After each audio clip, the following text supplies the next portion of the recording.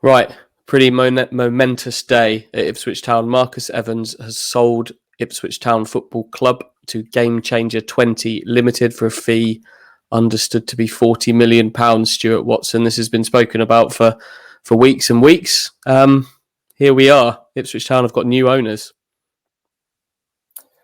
Yeah, a moment that has been spoken about for a very long time. And now here we are.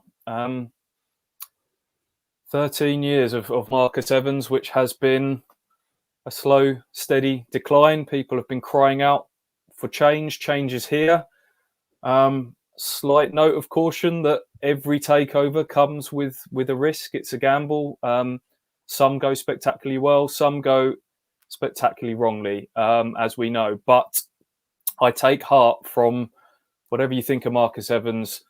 I take heart from the fact that he's always maintained, and he's been very consistent in this message, that he will only sell to the right people that can prove that they have not just the funds for now, but the consistent funds needed over a period of time to take this club forwards.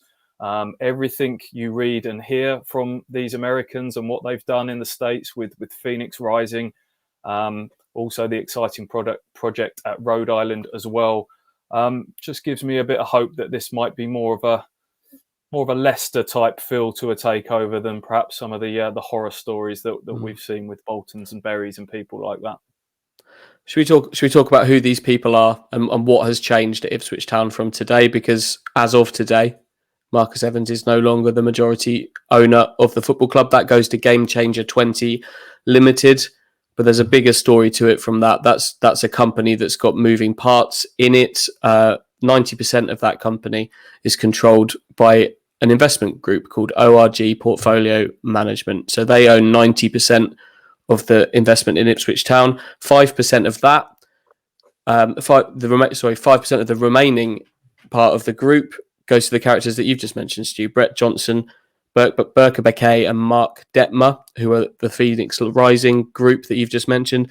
And then 5% again is Marcus Evans still. There's still an interest in Ipswich Town Football Club from today from Marcus Evans, albeit vastly reduced. So I don't know where to start with those, Stu. Which of those characters do you want to start with? Because we're gonna be hearing an awful lot about these guys in the time to come, as well as a new chairman for the football club as well, Mike O'Leary. Yeah, Mike O'Leary is going to be the chairman, and he's the one with the English football experience so far. He was a director at West Brom, was a prominent figure at Oxford. So he'll be coming in as chairman. He's the one with the sort of the English football background. They've also spoken about bringing in a British-based CEO in due course, which looks very likely to be Mark Ashton at Bristol City. He's been sort of mentioned as these rumours have circulated for some time.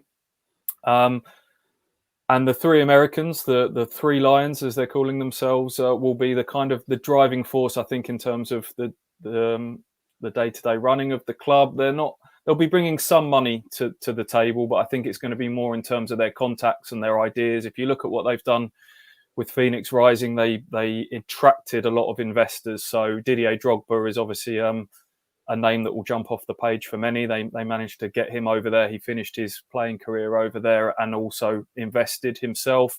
Burka Bekay has used his sort of Turkish background to set up a feeder club, or sort of a link with Galatasaray in terms of young players with there. So I think they'll be bringing in as much sort of contacts and ideas as it is money. But you're right, the bulk of the money is going to be coming from a pension fund in the US, which we believe is the Arizona State Pension Fund. Is that right?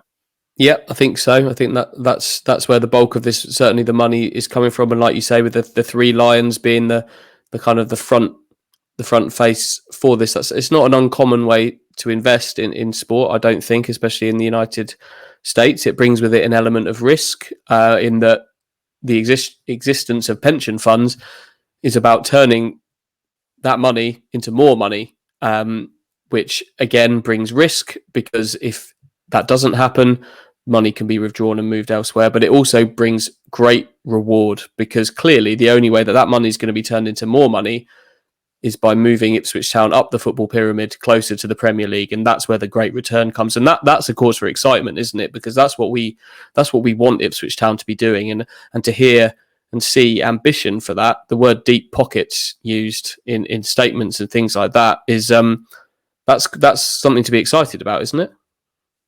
Yeah, they need a return on this money. It's this isn't a club being bought as a plaything.